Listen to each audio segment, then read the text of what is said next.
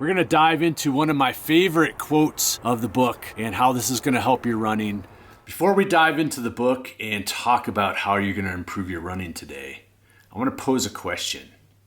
Would you knowingly toe a line of a race? Would you knowingly register for a race if you knew you were going to come in last?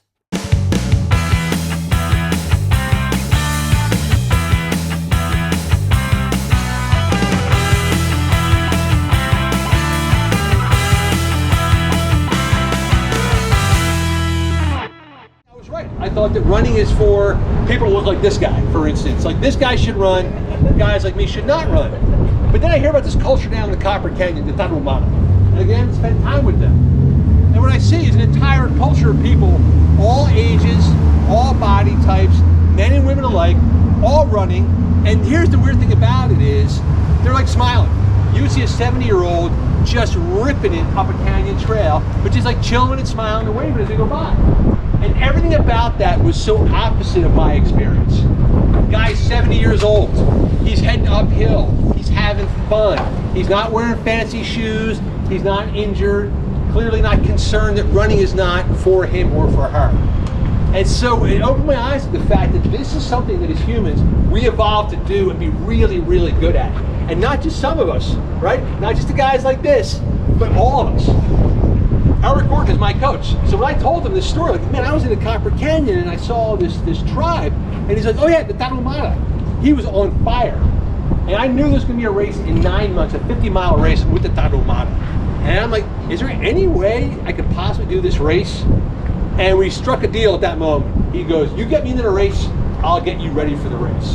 And so 9 months later, I went from 0 miles up to, granted, not the most stellar performance in running history, but I got my ass from the starting line to the finish line and felt pretty happy about it.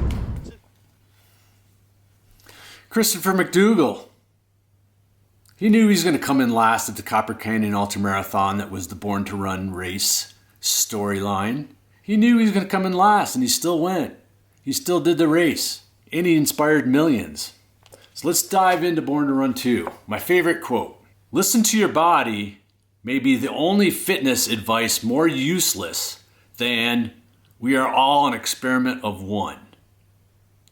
You and your body don't speak the same language. You have no idea what each other is saying. Remember, your instincts were formed in a time when food was scarce, physical energy had to be conserved at all costs, and freezing weather wasn't a hassle. It was your one-way ticket into the fossil record. Every natural impulse you inherited is urging you to never make a move unless survival depends on it. Herein lies the problem. We all hear, hey, listen to your body, listen to your mind. But our body and mind are made to keep us safe.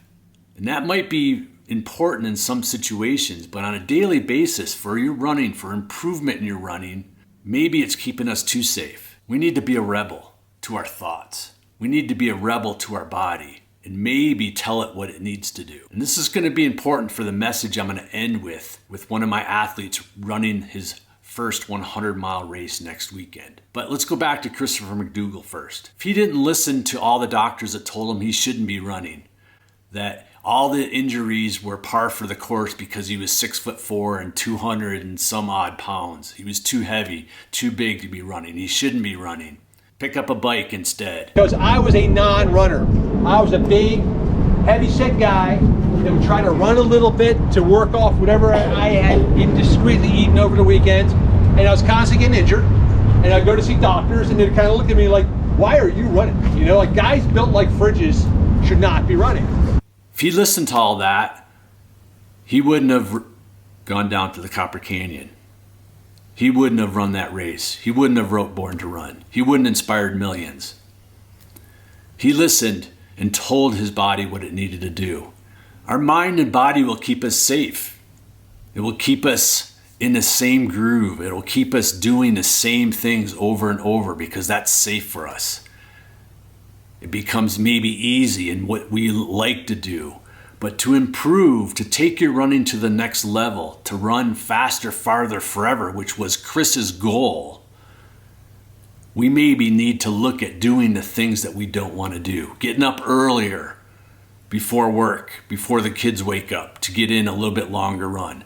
Maybe learning to run easier on most days. Maybe embracing run form, even though it takes a little bit of time and patience to catapult your running and your longevity in running.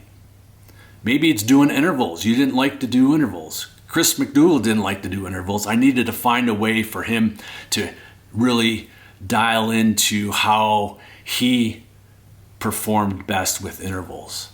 Doing the things that we don't want to do is really going to catapult our running to that next level. Maybe to the level you want to take it. And that's kind of always the case, is that we always want things to feel maybe like this, but we want our running to be here. So we've got to close that gap.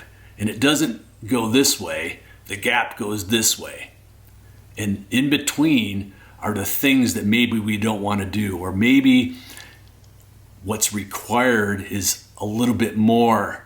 Whatever it be, start to look at what are the things in your running that you don't like to do or you don't want to do, and see how maybe that's keeping you safe from where you want to go with your running. So where's my friend Tiana? Tiana? Hi. So we were talking to Tiana a little while ago, and she goes, I've been waiting for years. I wanted to be a runner, but I couldn't do it. And I'm like, nothing's stopping you, right? It's not important what we think. We all have thoughts. What's important is what we do after we think. We become what we do. That leads me to my message to Matt. Matt just lost a good friend, and he's also doing his 100-mile race next weekend. 100-mile racing, we always kind of want it to feel like this, and it always requires this. And he's going to come to a point in the race where his mind's going to tell him, hey, this is too hard. I've got too many more miles to go. I can't do this. It's going to be too hard. All this mind thinking that is designed to keep him safe. It's going to happen. It even happens to all of us. It happens to the best of us. And it's par for the course with 100-mile racing. There's going to be a time where he's not going to want to go on. And he's got to look beyond that and become the runner he wants to become. And just keep moving forward and not listening to that part of our brain and our body that's going to keep us safe. But to do, and to not think, but to do. So Tiana feels, I think like a lot of us do, that running is kind of inherently unpleasant, but we'll kind of muscle our way through it. And thanks to Eric and my wife Miko, we've experimented with some kind of games and techniques that we hope will create this wave of 1 million new runners. Like, that's our thing. If all of us are now like anointed and deputized to do like what Renee and Malcolm are doing, Renee and Malcolm created something right here. Well, what do you think got so big that you guys don't want to come anymore and you want to go over someplace else and start your own group? Like, that's a cool thing. So we want to just make this group bigger and bigger and bigger. And it's going to be up to all you guys to do what these people right here did. Find a friend that doesn't want to come, bring them out, and even without a bracelet, have them show up here. And just like in a race, this is no different than picking a big goal for next year. Hey, our mind's going to keep us safe. It's going to say, I'm not quite sure I could do that. And you're going to back off a little bit in your goal selection. Just like someone's going to, at mile 80, think, oh, wow, I got 20 miles to go. I don't know. Maybe it's time to call it at the next aid station. This could have been the case for Chris McDougall. He could have remained safe and listened to the doctors and said, oh, that's my excuse for not becoming a runner that he wanted to be. We all like to think we're a rebel in our own way. Back as a kid, hey, if our parents told us to do something, we'd do just the opposite. Be a rebel with your running. If your mind tells you to do one thing, do just the opposite. Look to what you don't want to do and see how that catapults your running. And so when you're in a race, start to notice this thinking and just see it as another part of your body. It's just thoughts. They're not true. We make them true or not true. That's the key. It's your decision about your thoughts. And the more and more we become aware of our thoughts and more we become used to just having them there, the less powerful they become. And then we can act accordingly and do what's most meaningful for our running, whether it's in a race, picking that goal. So be that rebel you always think you were. Rebel against your thoughts and become the runner you want to become. And Matt, be a rebel next weekend. Those negative thoughts are going to come. Even in the best of races, they're going to come. Just be aware of them and keep moving on. Be that rebel. And as you practice more and more about listening to your thoughts and how they're sabotaging you and keeping you safe, you're going to start to smile. It's like, oh, there's those thoughts again. Expect them, but then alter them. Many athletes think that we shouldn't have negative thoughts. Negative thoughts are all natural. We all have them. Even the best of the best has them. What's different between the best of the best and maybe all of us is how we alter them, or how we change and focus our efforts on doing rather than listening. So expect those negative thoughts, see them as necessary, give a little smile, say, hey, hello, there you are, I expected you, and then focus on your doing. It's not what you think, it's what you do.